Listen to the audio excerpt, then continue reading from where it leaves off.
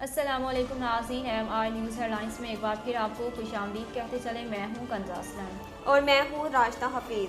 कराची में street crimes के बाद चोरों ने जानवरों को भी ना छोड़ा। तफसीलात के मुताबिक कराची में साइड सुपर हाईवे एहसनाबाद के करीब अल्लाह बख्श गोड से फार्म से बकरियां चोरी कर ली गई हैं।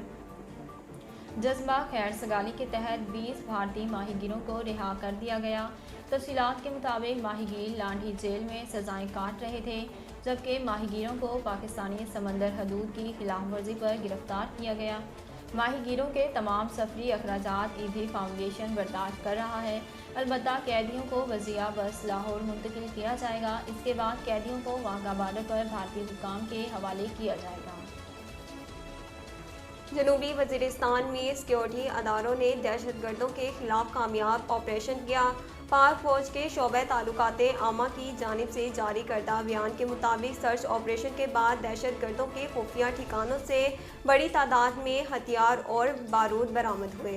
ISPR के मुताबिक दहशतगर्दों के ठिकाने से देसी साख्ता बारूद, सुरंगें बनाने वाला सामान भी बरामद हुआ।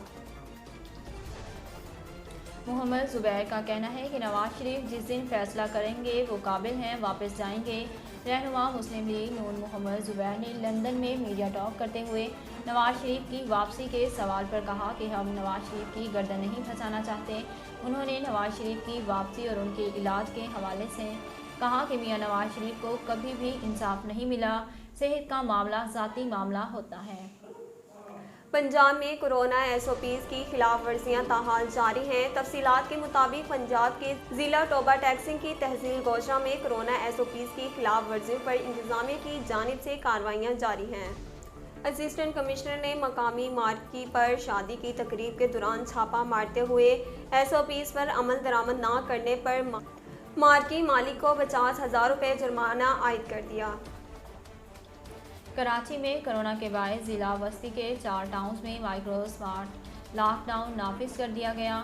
Deputy commissioner central Talha Salim ने मुतासरा इलाकों में स्मार्ट लॉकडाउन के नफाज का नोटिफिकेशन जारी कर दिया।